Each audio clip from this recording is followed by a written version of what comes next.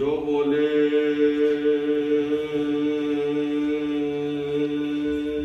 सो निहाल। वाहिगुरु जी का खालसा।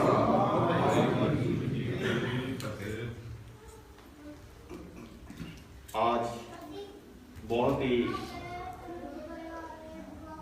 खुशी का अवसर है कि महान गुरु ग्रंथ साहब के पावन सन्निधि में मुझे सिख संगत के बीच में, और वो भी पूरे यूरोप का एक ऐतिहासिक ट्रेडिशनल गुरुद्वारा, सबसे पहला स्विट्जरलैंड का, उसमें महान सिख संगत के सामने अपने विचार रखने का अवसर मिल रहा है।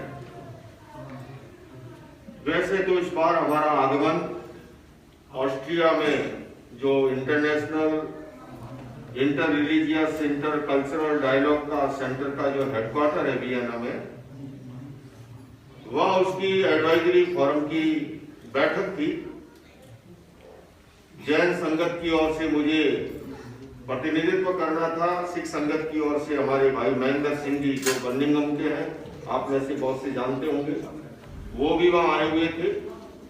हिंदू परंपरा से Swami Chidanand Saraswati ji, board of trustee Swami Agnivesh जी और अनेक धर्मों के दुनिया भर से प्रतिनिधि उपस्थित हुए।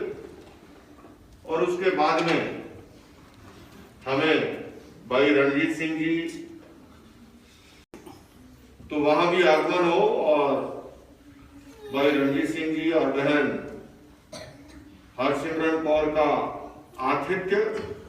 और मुझे तो सबसे अच्छी बात, जब इन बच्चों को मैं देखता हूं, सचमुच में हमें फक्र होता है, गर्व होता है कि यहाँ की धरती पर जन्म लेकर के किस प्रकार से वो अपनी संस्कृति को जीवंत बनाए हुए हैं। बंधुओं और बहनों, गुरु ग्रंथ साहब की महान वाणी, गुरु नानक देव जी की वाणी, गुरु गोविंद सिंह जी की वाणी, गुरु तेज बहादुर सिंह जी की वाणी हमें ये शिक्षा देती है कि शुद्ध दारार लक्ष्मी पापी के भी होय, संत समागम हरि कथा जग में दुर्लभ दोय। कहा गया कि पुत्र पत्नी धन दौलत ये तो हर किसी को उपलब्ध होते हैं, किंतु संतों का समागम और हरि भजन का, प्रभु स्मरण का अवसर ये भाग्य और सौभाग्य से मिलता है। और ये भी कहा, एक घड़ी आधी घड़ी आदि में पुनः आद, तुलसी संगत साधु की कटे कोटि अपराध। मुझे ये देख करके बड़ी खुशी हो रही है। हमारी महान ये सिख कौम,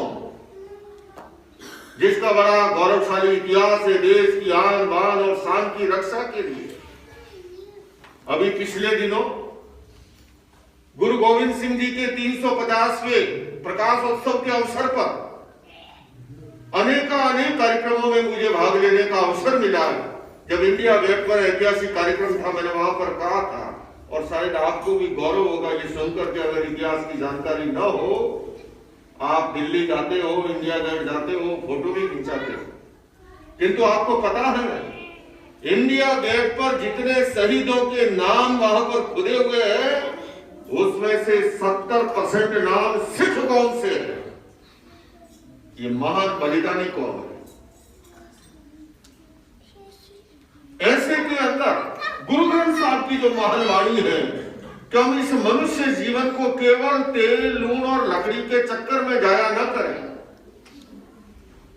ये मनुष्य जन्म, चाहे आप गुरु ग्रंथ साहब को पढ़ लीजिए, अभी हमारे भाई कर्ण सिंह जी कह रहे थे कि जैन धर्म के अंदर ये बताया गया, सिख धर्म में भी बताया गया। मैं बताऊं, भगवत गीता में भी वही बात कही गई, कर्म किएगा फल की चिंता मत कर रहे इंसान, जैसा कर्म करेगा वैसा फल देगा भगवान। इसलिए हमें जो ये मनुष्य जन्म मिला है, एक बहुत बड़े संत हुए हैं भर्तृहरि जी, उनका सुंदर श्लोक है, आहार निद्रा भय मैथुनम च सामान्य एतत् धर्मो ही तेषां मदिको विशेषो धर्मेण हीना पशु भी समाना। मनुष्य जन्म को सर्वश्रेष्ठ बताया गया, देव दुर्लभ बताया गया। फिर अंतर क्या है? केवल इंसान मानव की देह धारण करना ही नहीं, मानवीयता का भाव, आदमियत का भाव, इंसानियत का भाव। मेरे गुरुजी कहा करते थे अनेक बार, इंसान पहले इंसान फिर हिंदू या मुसलमान। हमारे भीतर इंसानियत, मानवीयता, आदमियत का भाव हो। और इसीलिए भर्तृहरि भी कहते हैं कि मनुष्य और पशु में अंतर क्या है? आर मनुष्य भी करता है, पशु भी करता है। ये अलग बात है कि पशु पेट भर जाने के बाद मुंह नहीं मारता है, और आदमी के सामने अगर रबड़ी रसगुल्ले आ जाए तो फिर जो आगे पीछे का वो नहीं देखता है। फिर भी समानता है, आहार दोनों करते हैं, नींद भी दोनों लेते हैं। ये अलग बात है कि पशु पक्षी अपने नियत स्थान समय पर घोंसले में आ जाते हैं। मनुष्य ही एक ऐसा प्राणी है जो आधी रात को फिरता भी है और चरता भी है।